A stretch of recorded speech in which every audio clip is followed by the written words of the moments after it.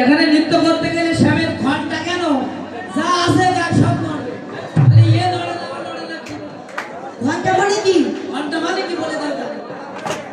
বলছে নড়ে না। আমার দিদিমার সাথে এদিকে তাকা, তোমার দিকে তাকা। দিদিমার ঘন্টা আছে নাকি? ঠাকুরদার ঘন্টা আছে। ওরে বাবা, ওই ঘন্টা নয়, এই শ্যামের কোমরে একটা ঘন্টা আছে।